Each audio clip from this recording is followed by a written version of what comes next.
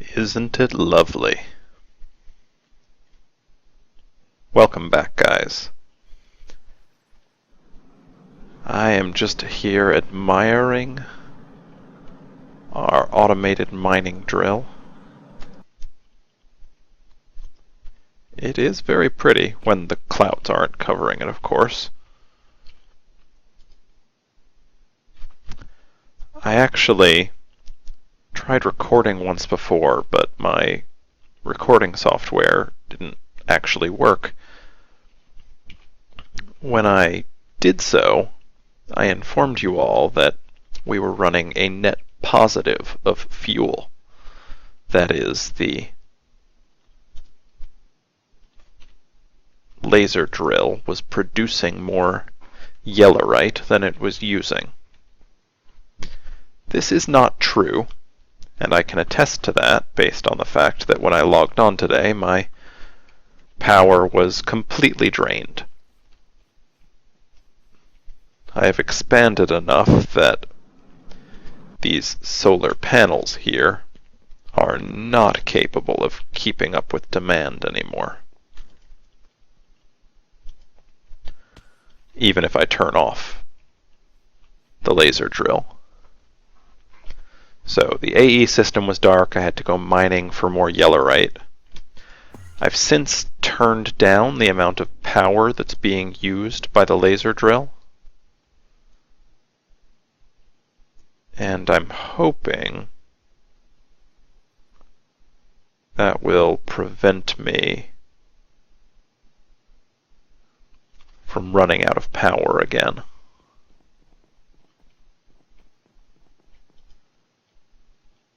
I have to say, though, the behavior of this reactor is somewhat inconsistent. Well, I think it just takes quite a bit of time for the reactor to heat up all the way to its maximum temperature.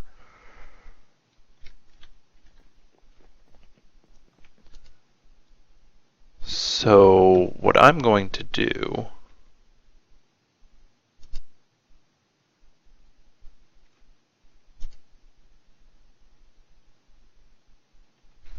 is set back up our rate limiting redstone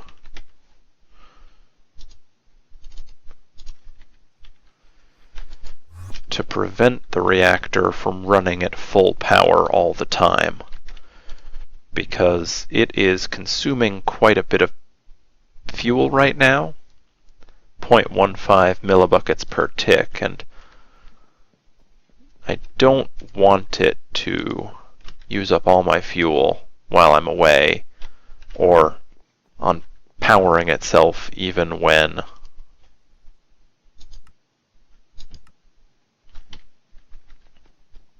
I don't need any additional power.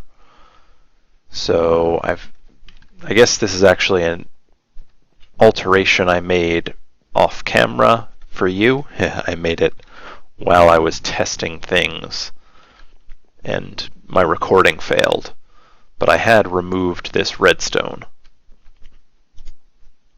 But I'm setting it back up, so I'll use quite a bit less fuel. And hopefully that will mean that my laser drill will not completely deplete me. I want it to be running, and I want it to be running relatively fast. But I don't want to have to come back and manually mine up yellorite when I get online. The entire point of the laser drill is that I do not have to mine manually. Oh, and I see part of the problem here. I actually need to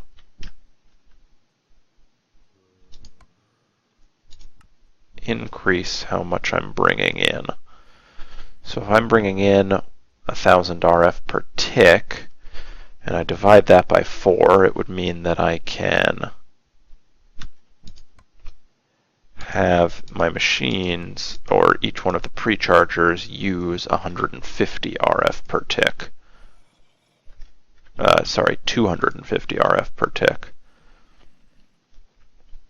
But I think that's a little excessive. I am going to, oops, decrease that to, I'm going to say 100 per tick. That means the laser drill is using 400 RF per tick. Hopefully that is not so much that it will completely deplete my generator super fast.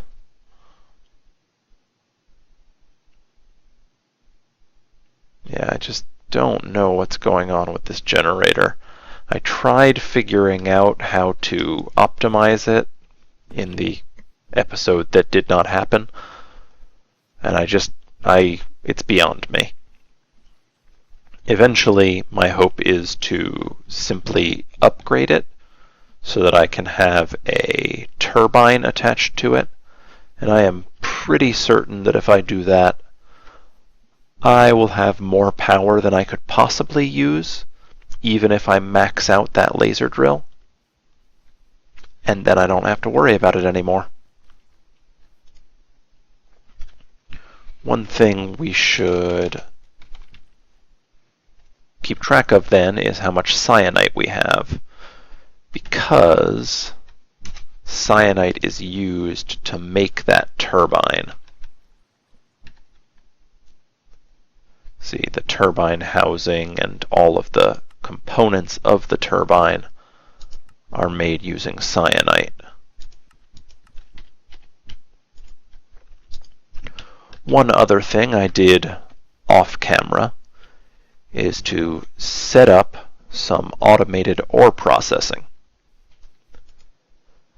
We see here that I've set up some export buses on all of these, on the chest and the hopper that lead into my Ender IO sag mill. And I've done the same thing over here with my alloy smelter. This will mean that anytime I get an ore, it will get ground up, and then the dust from that ore will get smelted, and I will end up with ingots in my AE system. I've also set this up so that I can put recipes into the machines by setting up an interface next to a machine.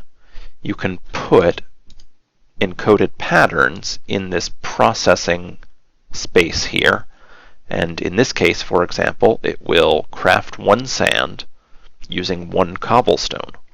So it will put a cobblestone here into the sag mill and expect that it will get back a sand, which it will because the sand will go through here.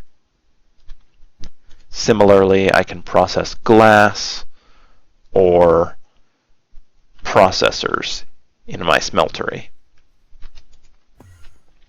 I also set up an export bus with some things that are best processed by thermal expansion pulverizers. I think that I am going to slightly change how this works, though, because I will also need an interface, since I'll want, for example, to turn Certus quartz into Certus quartz dust using that pulverizer. It doesn't work in the sag mill, as far as I can tell. So I'll need to switch around the way that room is laid out. As you can see, I have been planting rubber trees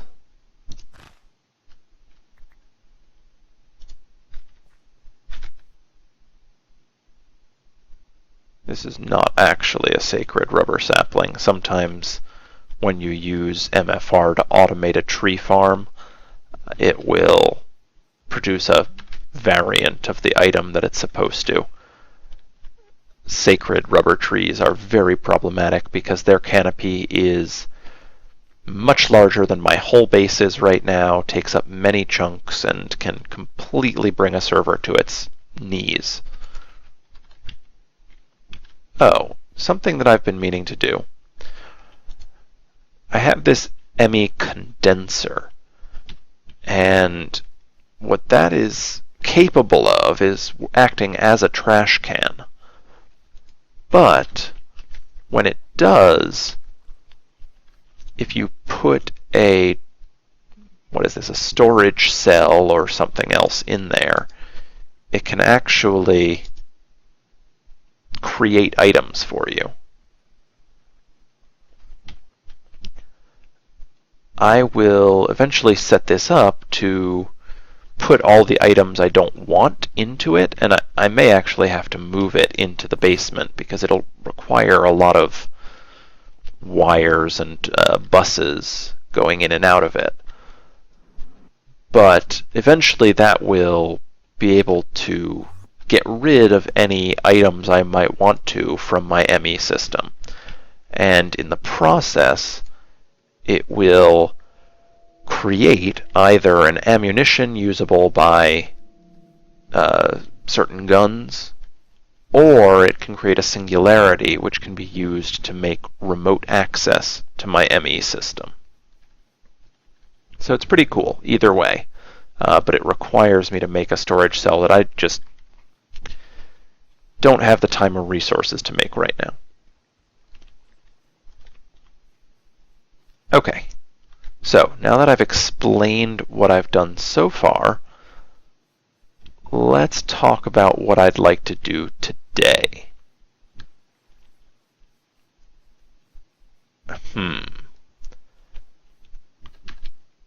I had some plans, but I think I'm going to put them off until next episode.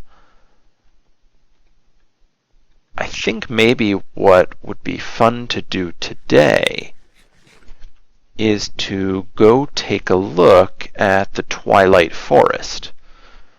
The Twilight Forest is another dimension added by the Twilight Forest mod, and it has some really cool stuff in it.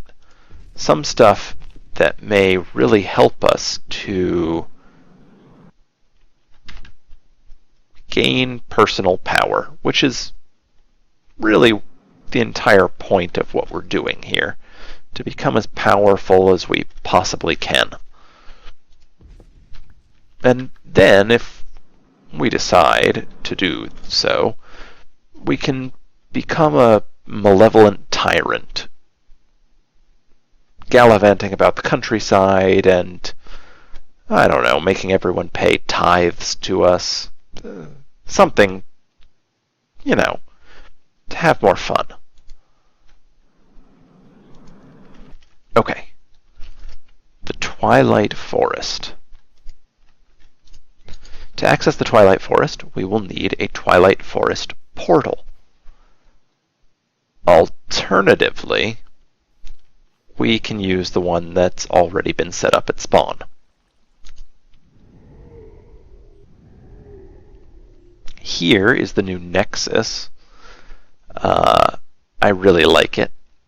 It was not made by me. Someone else on the server made it. I think it looks really nice.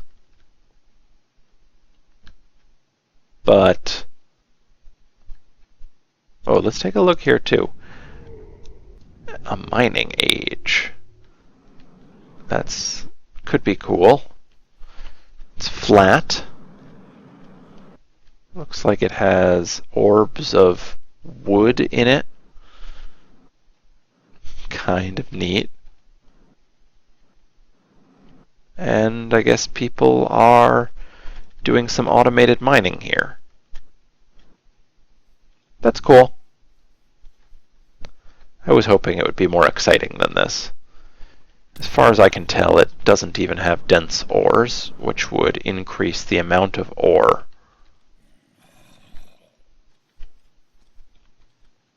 that spawns. But here we are back at spawn. Oh! This is awesome. This is something that I had been thinking about for a while and just didn't get around to. The AE system for spawn. All those chests were awful. There was no rhyme or reason to them. And having this AE system means that we can actually sort through what's here at spawn in a reasonable manner. I love it.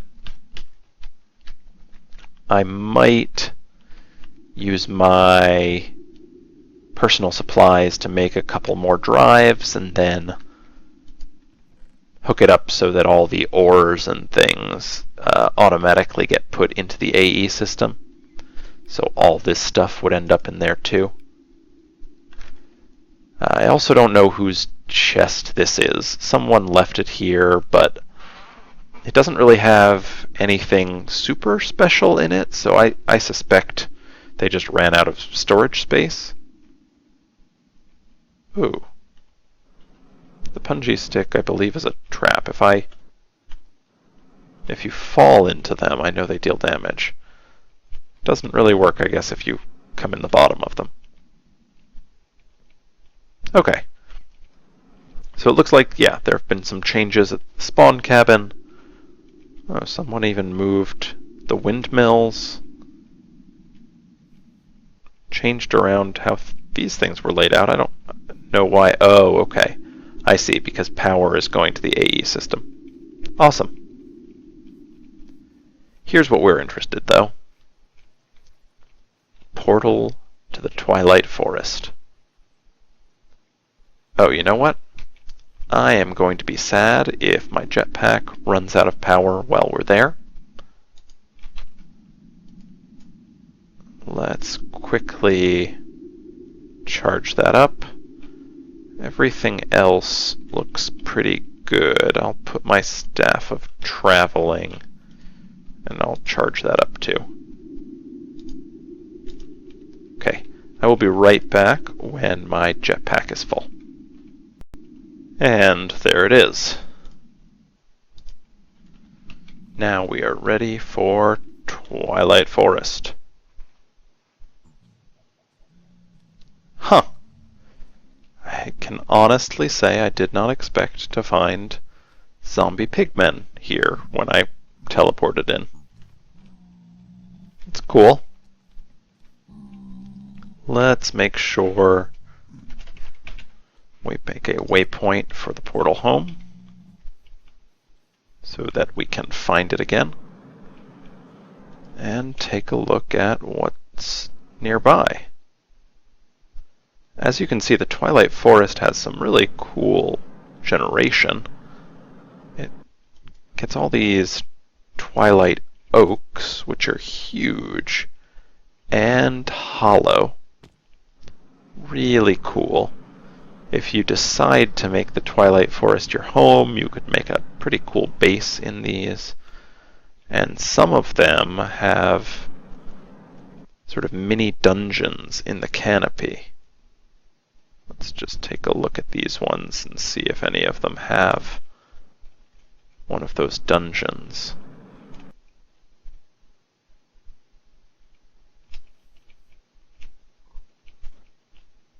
Nope, doesn't seem these ones do, but I have seen some that do.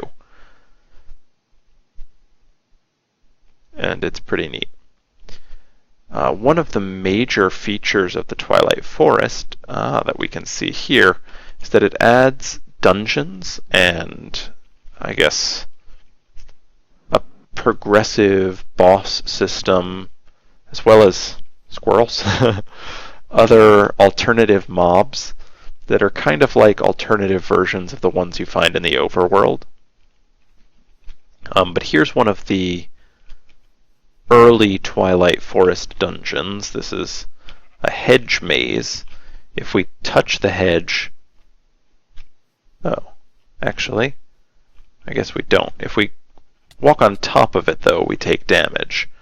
The idea here is you are supposed to navigate through the maze without going on top of it. Of course, we have a jetpack, so we can cheat a little bit. There also, if we had gotten here first, would have been monster spawners in here. And there aren't at the moment, and that's probably because someone's already come in and cleared them out. And I suspect, except for the occasional fluke item, they've probably also cleared out all the good stuff. But I'll take a golden apple, and I'll take a blue orchid. Can never get enough of those. And it's good to know that blue orchids spawn here in the Twilight Forest. Those are Ars Magica 2 flowers that I had kind of a hard time finding when I wanted them. Yeah, you can see there are also little structures like that well that don't contain any loot. But there are bigger, badder structures as well. And I saw this dark forest, called the Dark Forest, and in it, wow, we can see this dark tower. The Dark Tower is one of the higher level Twilight Forest dungeons. If you look in the upper part of the screen, you will see that someone has actually spawned the boss of this dungeon, the Urghast, but did not kill it. Which is a little problematic. I'm thinking that maybe we should give it a try. We're pretty tough. We have all the advanced genetics on our side. We've got good armor, and we've got a jetpack, as well as some pretty good tools. I think we should see what we can do in here.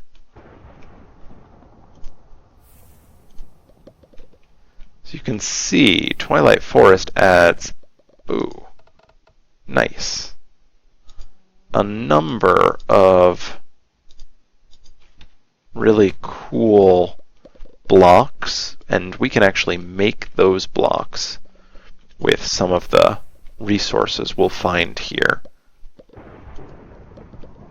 And with the risk of these dungeons, you can also get pretty great rewards. Diamonds and other awesome stuff in the chests here.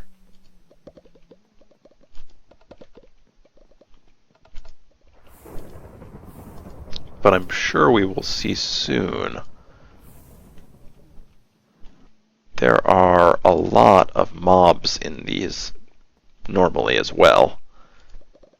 And I think that, though right now we're having a relatively easy time, it's not going to be a walk in the park forever. Okay. So here we've found a little brewing area. And I'm going to take this brewing stand.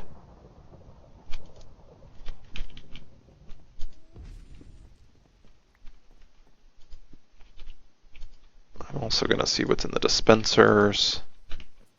And I'm going to take them too.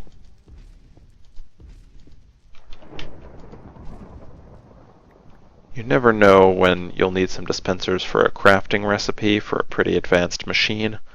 And they are annoying to make because you need a bow for each one. So all the really cool stuff is actually going to be near the top of the tower.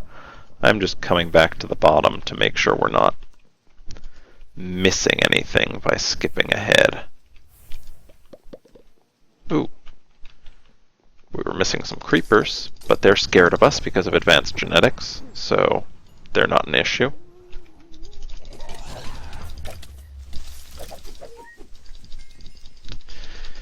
And you can see that the whole structure here is made of wood, but there are little mini ghasts and sometimes blazes here that can light the whole thing on fire. Ooh, I need that spellbook. And so, especially in the higher levels of this dungeon, it can get really crazy as the dungeon itself is going up in flames around you. Okay, let's go a little further, see what we can find. Okay, I think we've explored this whole bit of maze. Let's move on to the next area. I suspect, I guess like us, whoever came to this dungeon last was using a jetpack. This mod, the Twilight Forest mod, ooh, goodness. Okay, I need to heal some.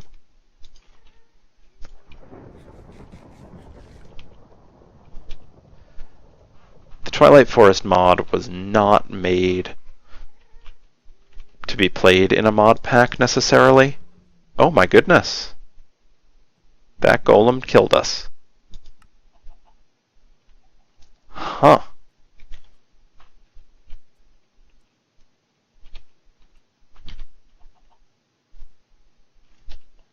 Okay. First thing we're going to do is go back to our base and see whether our items got left in our ender chest.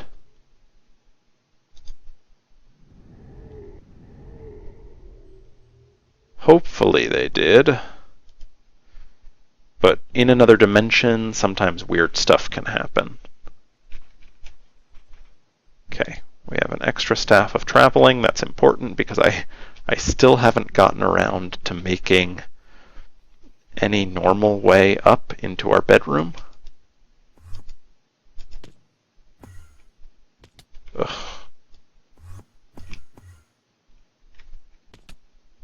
Okie doke. Really? Well, that doesn't make a lot of sense. We were at our bed.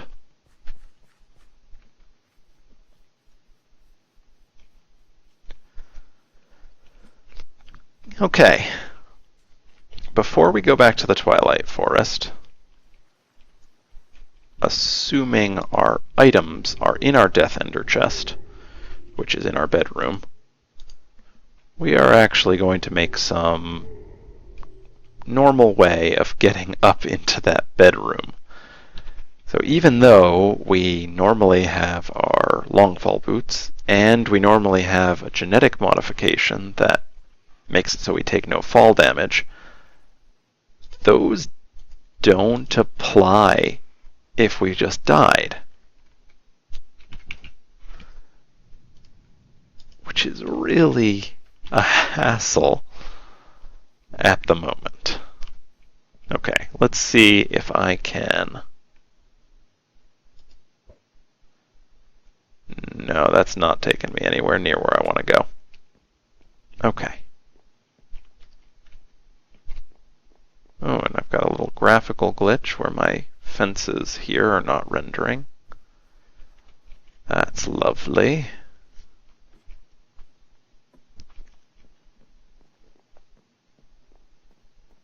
Okay. There we go. That worked. Pick up this extra staff of traveling. Oh, good. Our items did make it. That is very happy, because otherwise we would have had to get up into that tower to get our items back, and that may have proved challenging.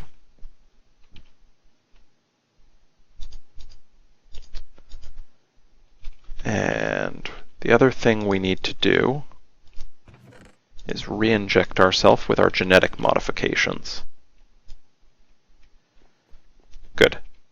now are fast. We can jump high. All our genes are back in place. And we can take another genetic sample, and we'll spin it here in our advanced genetics room. Okay, and it will now be ready for the next time we may need it, when we die again.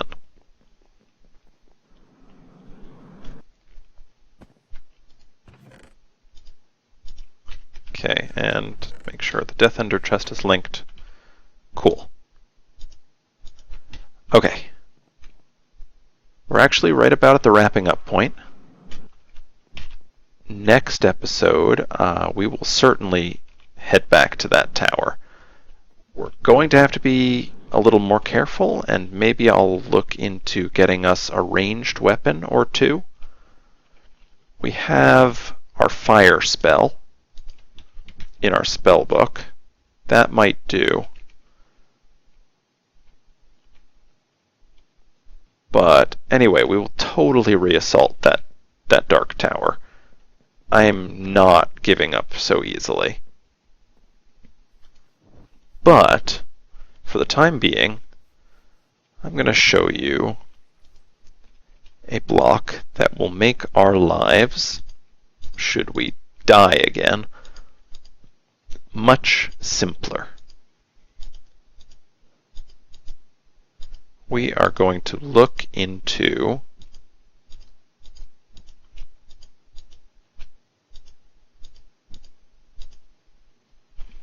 elevators.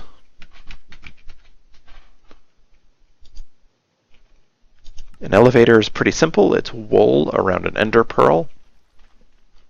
And of course I don't have enough wool in my system. I need to set up at some point soon a rancher, which will be able to automatically shear these sheep for me.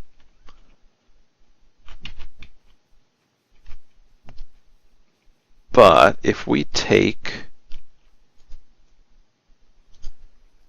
Oh, you've got to be kidding me. Okay, what do we have in the way of string? Nothing. Okay. Okay, give me one moment to get the wool. I'll need to show you this. Okay. So, an ender pearl surrounded by wool gets you an elevator. These are very cool blocks added by OpenBlocks mod.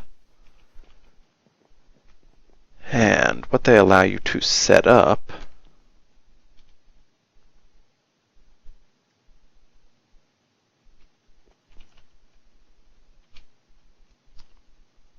is a system wherein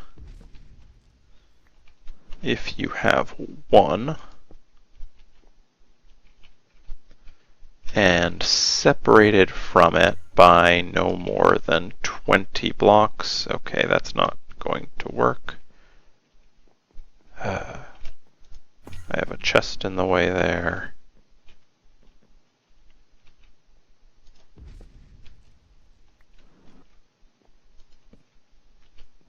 Okay. Let's put it over here. Okay.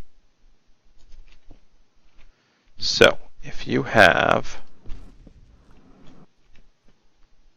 two elevators that are in a vertical stack from each other, when you stand on the upper one and hit shift, you'll get teleported down to the lower one. If you stand on the lower one and hit space, you get teleported to the upper one. It just allows you to go quickly between the two. And you can even have intervening blocks, so this could all be solid stone here, and it would still work. They are pretty cool.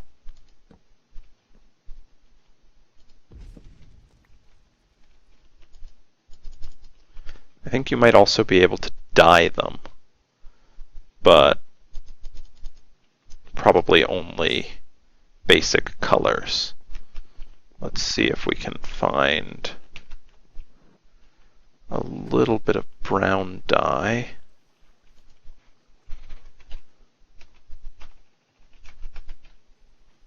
Okay, I don't have any. At some point, I will dye those brown so they don't stand out so much. But I am well past the wrapping up point now. So I'll thank you for watching. Next episode, we are totally heading back to that Twilight Forest tower. I will not take defeat lightly, although maybe we will see about arming ourselves a little better beforehand. Thanks for watching. I think I said that already, but thanks again. I don't thank you enough. Thank you a third time for watching. And I'll see you next time.